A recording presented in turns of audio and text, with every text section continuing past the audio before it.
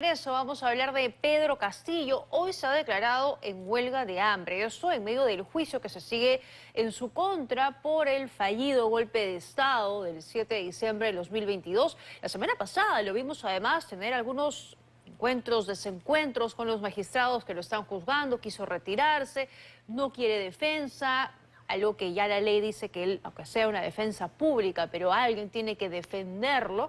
Y bueno, hoy nos dimos a conocer esa noticia, ¿no? Que se declara en huelga de hambre, pero para el INPE eso representa una falta grave. Vamos a ver de qué se trata. Por eso nos acompaña esa noche el abogado penalista Andy Carrión. Gracias por acompañarnos. Muchas gracias a ti, Tatiana, por la invitación. A ver, ¿usted cómo ve esta medida que toma Pedro Castillo, que parece más política que legal, ¿no? Ya diría yo, Tatiana, que es uno de los actos que ya comenzó con un intento de politización de todo este juicio. Hemos visto que desde el principio, por ejemplo, él rechazó asumir o que la judicatura le otorgue una defensa pública, ¿no? Él simplemente señaló de que ya el juicio estaba decidido, de que iba a haber una sentencia condenatoria y que no tenía ningún sentido someterse a este tribunal, alegando que era más bien una sentencia o un juicio político. Y ahora vemos de que no solamente ya se ha basado en esas afirmaciones, sino que quiere llevar al extremo también ya su rebeldía ante el tribunal. ¿Cómo?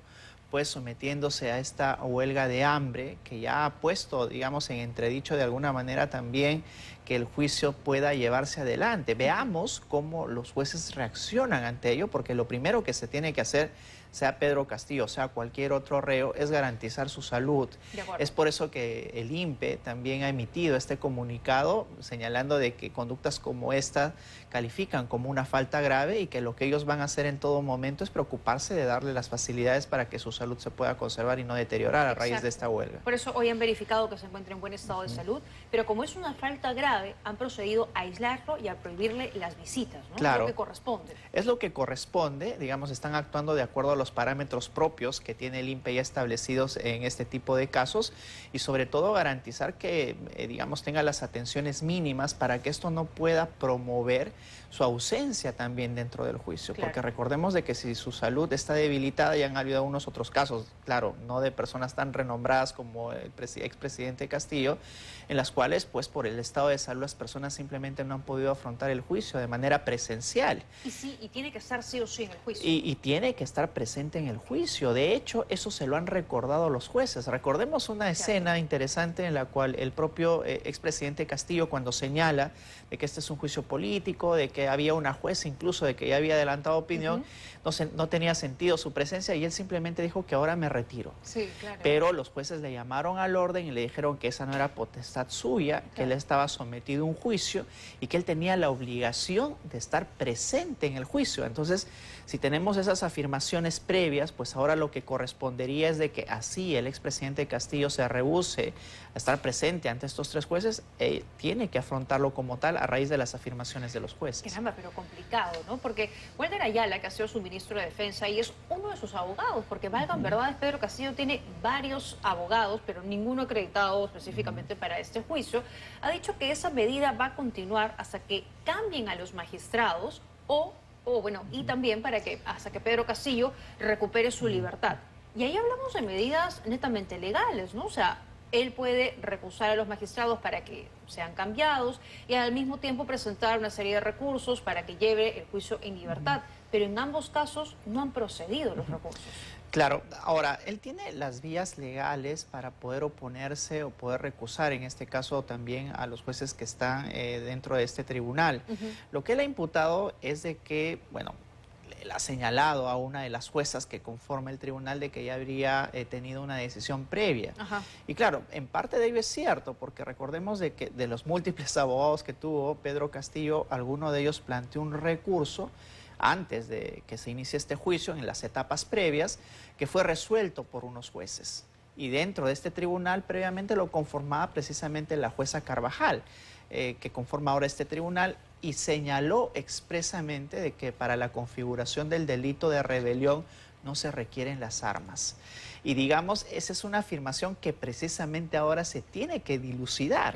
Si a diferencia, por ejemplo, de lo resuelto en el caso de Antauro Humala, Claro. ¿no? En la cual se descartó el delito de rebelión porque precisamente no configuraba típicamente este delito, si es que ahora sí lo configuraría. Entonces ya como que pone el mismo expresidente Pedro Castillo en entredicho la imparcialidad de los jueces, porque una de ellas ya habría tomado postura respecto a lo que se califica como delito de rebelión, no en otro caso, sino en el caso específico de Pedro Castillo. Exacto.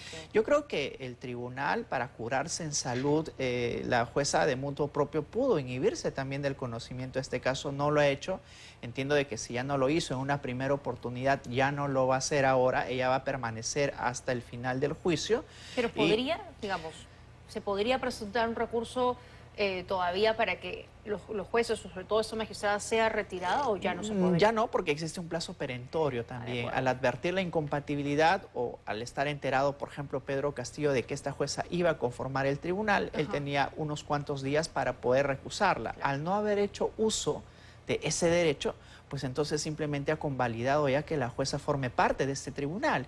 Y claro, todo tiene que ver con una politización del caso. O sea, ¿usted cree que Pedro Castillo está ejerciendo más una defensa política? Porque se ha tenido las armas, en todo caso, para tomar algunas medidas a su favor y no las ha hecho. Y no las ha hecho, al menos para obligar a que los jueces tomen una postura, ¿no? Porque el mismo juez, el presidente de este tribunal, señaló de que, bueno, si en caso él haya advertido de que la jueza ya ha tenido un adelanto respecto a la calificación del delito de rebelión, al fin y al cabo tenía dos jueces que podrían eventualmente garantizar esta imparcialidad, es decir, que los dos jueces no se han pronunciado previamente sobre alguna de las incidencias o alguno de los casos formulados por el expresidente Castillo.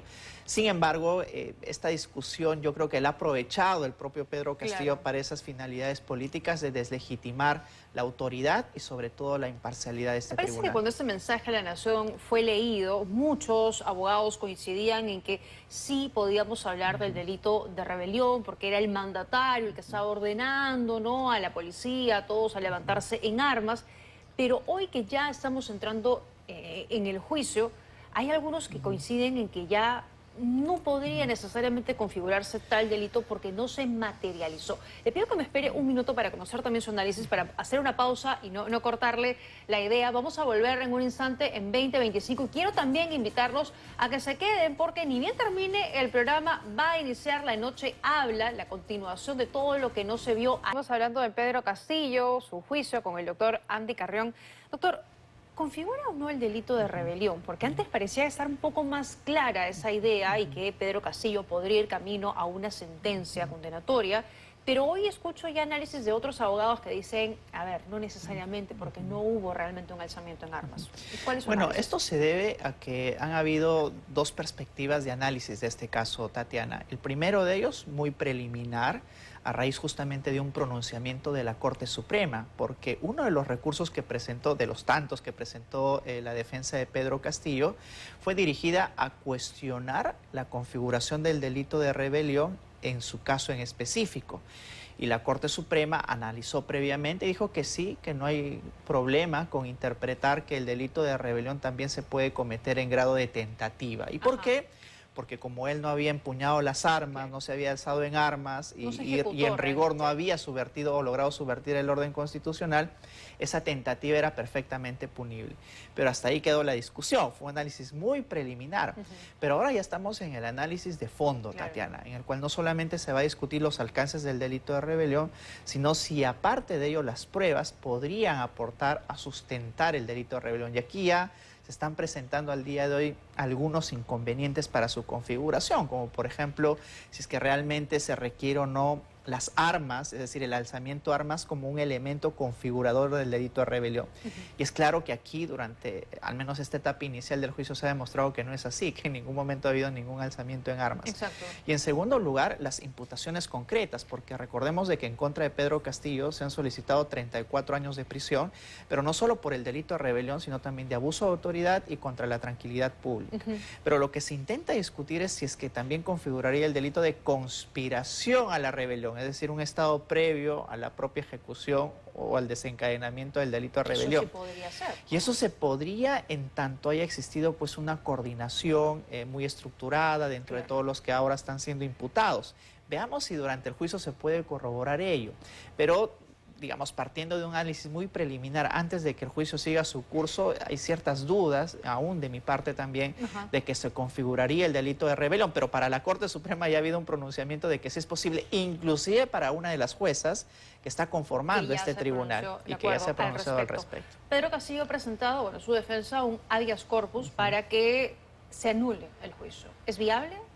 Bueno, si es que ha habido una violación flagrante a un derecho fundamental de Pedro Castillo, es posible que se anule el juicio, pero la pregunta es cuál es ese derecho fundamental que se ha transgredido.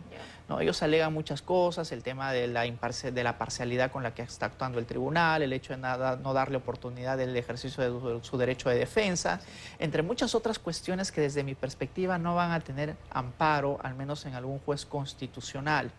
Y yo creo que este Tribunal Constitucional, en caso llegue este recurso en última instancia, tendría que, digamos, analizar a profundidad si se ha violado o no un derecho fundamental, pero de lo que puedo apreciar, al menos de lo que el juicio está transcurriendo, creo que no tendría amparo ese recurso de habeas corpus. ¿Le complica a Pedro Castillo no tener hoy una defensa y tomar esta actitud que hemos visto por lo menos en las dos primeras sesiones? Sí, porque al politizar el caso, en realidad no está abordando ninguno de los aspectos trascendentales de la imputación. De acuerdo. ¿No? Y al politizarlo, pues simplemente no está sometiendo a discusión, por ejemplo, los alcances del delito de rebelión, si realmente ha habido o no un abuso de autoridad, si él dio, por ejemplo, una orden a un policía, a un militar. Yo creo que esos temas podrían aportar técnicamente a su defensa, pero vemos que al menos la defensa de oficio que ahora ha asumido este caso no está rebatiendo los elementos trascendentales que vinculan a la imputación. De acuerdo. Y no se vislumbra por lo menos un futuro positivo. Bueno, para Castillo, ¿no? yo diría un futuro negativo en contra suya porque no está abordando lo principal y al politizar pues está impidiendo que se discutan los temas de fondo que más bien lo estamos haciendo desde afuera, ¿no? Digamos, viendo si es que alcanza o no la tipificación dentro del delito de rebelión. A determinar un abogado que tiene varios, insisto, para poder ejercer una buena defensa, ¿no? Ahora hasta le sobran. Elio Herrera también se ha ofrecido como su abogado. Hay muchos que quisieran estar dentro de ellos el abogado que tú estás mencionando, pero... Dicho, ¿no? Claro, pero yo creo que aquí lo importante es vislumbrar si es que tiene o no sustento técnico la imputación ante este tribunal. Muy bien, gracias. Muchas doctor gracias. Carrión, por habernos acompañado esta noche analizando la situación de Pedro Castillo. Seguramente tendremos más para seguir comentando el tema.